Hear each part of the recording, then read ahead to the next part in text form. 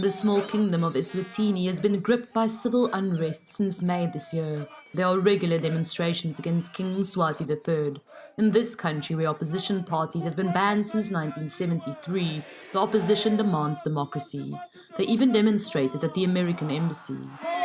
To multi-party democracy power! The opposition wants the international community's help to open a dialogue. They demand the release of political prisoners and the amendment of the constitution so that their prime minister can be elected without being appointed by the king. After delivering a petition to the American ambassador, protesters feel they have been heard. The whole thing about is that she gave us hope. It won't stay here. She's going to contact the president soon. The protests, which have been erupting sporadically throughout the country, have been deadly. But while the opposition claims that over 100 people have been killed, Eswatini authorities report less than 30. Some, like Sibuniso, have come from very far away. Lomahasha, his home village, is on the border of Mozambique. Here, 2 people died in the uprising against the monarchy. Sibuniso regularly visits his neighbor, whose 17-year-old son was seriously injured in protests in June. He was shot by the police. It was clear that he is a bystander, but he was still shot, and as a result, he cannot walk, he cannot sit, because his spinal cord was damaged. The young man is sure that it was not an accident, that the police shot at him with live ammunition. It's not a mistake.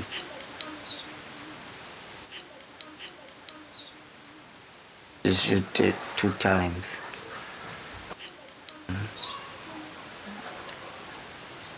It's not a mistake.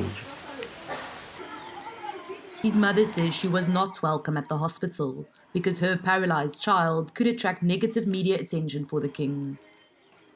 They finally realized that paying allegiance to the king doesn't help them in any way.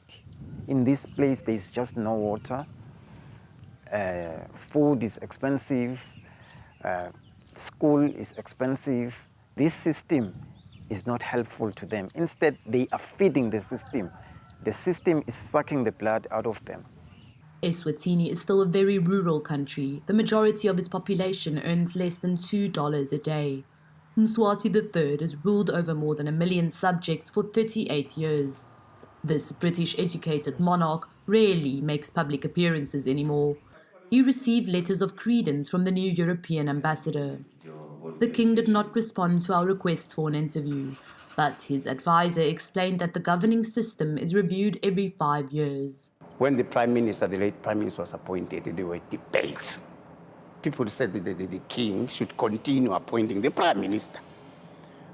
Out of the blue, they don't want that to happen anymore. Businesses were being burnt, looted. Clinics and schools were being burnt. So the army had to move in, and then soldiers don't use rubber bullets.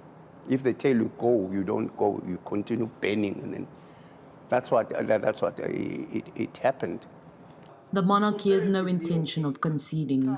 This is clear in a trial against 2 members of parliament in the High Court of Justice. The detainees arrived under heavy guard. They've been imprisoned since July. A renowned lawyer and human rights activist is representing them. They chose him because their only crime is political. These 2 deputies had supported the call for democracy. Now they are accused of terrorism.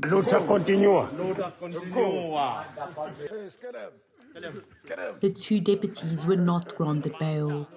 Their lawyer expects a very long trial. Outside the court, he explained to their wives that there was no evidence that they were terrorists. Maseko was also imprisoned in 2014 by King Mswati III.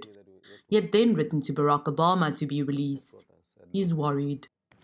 Wisdom has always been that people must sit around the table and hammer their differences, as opposed to using force and power to suppress the aspirations of the people.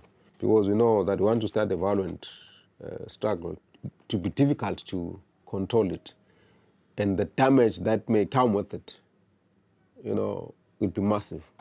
As the months go by, high school students have joined the demonstrators. Almost 100 schools shut their doors.